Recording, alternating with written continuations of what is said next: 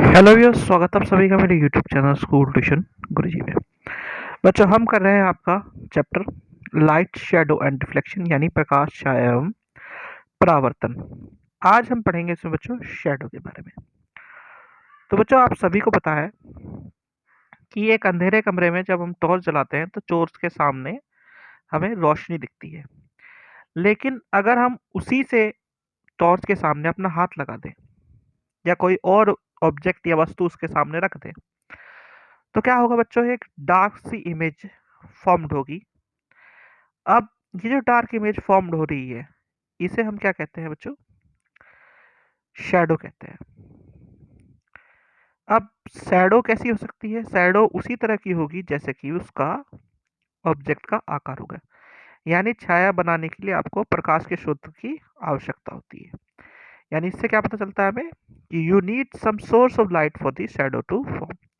And when the path of the light is obstructed or blocked by an object, the region behind the object remains dark as no light reaches the region. This is because light travels in a straight line. यानी जब प्रकाश मार्ग किसी वस्तु द्वारा बाधित या अवरुद्ध किया जाता है तो वस्तु के पीछे के क्षेत्र में अंधेरा रहता है, और क्योंकि प्रकाश उस क्षेत्र तक नहीं पहुंचता, ऐसी स्थिति में हमें क्या मिलता है? अंधेरा मिलता है। और प्रकाश इससे हमें क्या पता चलता है कि ये सीधी रेखा में फॉर्म होता है।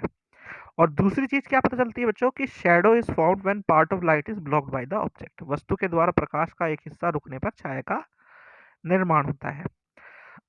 अब बात आती है कि जो shape, size, nature of shadow depend किस पे करता है, यानी छाया की आकृति, आकार और प्रकृति किस पर निर्भर करती है।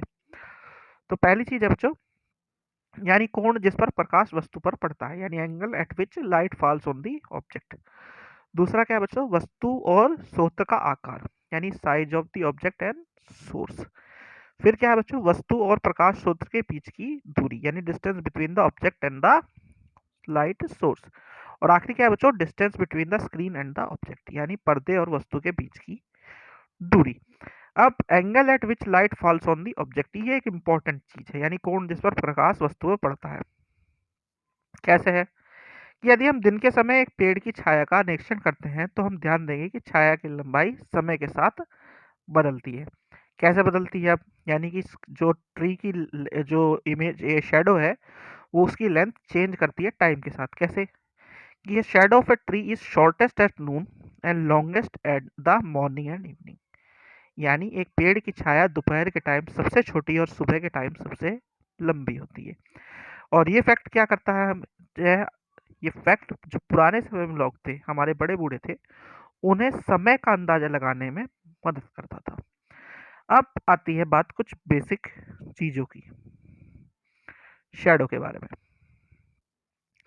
क्या कि एक दीवार या जमीन पर किसी भी सतह पर एक छाया को हम देख सकते हैं, पर्दे के रूप में वह काम करती है। यानी we can you see a shadow on a wall or ground or any surface which can serve as a screen. यानी इसे स्क्रीन के द्वारा ही देखा जा सकता है बच्चों। फिर क्या आता है बच्चों?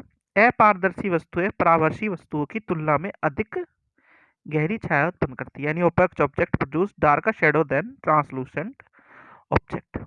अब ऐसा होता क्यों है? होता ही है बच्चों कि जो अपारदर्शी या ओपेक जो वस्तुएं होती हैं, वो पूरे पूरी लाइट को रोक देती हैं। लेकिन जो पराभासी वस्तुएं हैं वो क्या करती हैं, या जो ट्रांसलूसेंट ऑब्जेक्ट होती हैं, वो कुछ पॉइंट या कुछ जो अमाउंट है लाइट का वो पास होने देती हैं, जिस वजह से एक डार्कर शेडो बनाता है, एक नॉर्मल शेडो बनाता है बच्चों।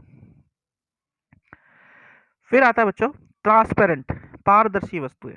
तो पारदर्शी वस्तुएं क्योंकि अवरुद्ध कर ही नहीं रही है, क्योंकि ब्लॉक होना चाहिए ना, किसी भी चीज का अवरुद्ध होना या ये जो लाइट है उसका अवरुद्ध होना या ब्लॉक होना जरूरी है यहाँ पे।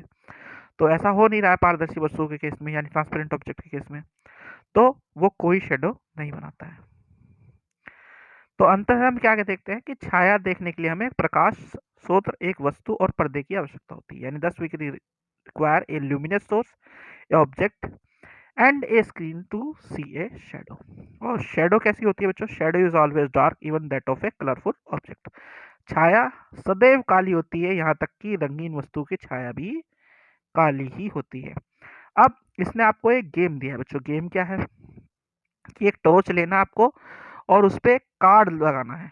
कार्ड पे आपको कैसा शेप बनाना है, स्टार शेप कार्ड बनाना है, तो उसकी छाया कैसी दिखाई देगी आपको, तो वो कैसी दिखाई देगी, शैडो के जैसी दिखाई देगी। और जब अब आप उसे आगे पीछे करेंगे तो शैडो का जो इमेज का जो शैडो बन रही है उसकी फॉर्मेशन कैसी होगी, बड़ी या छोटी होती चली जाएगी बच्चों।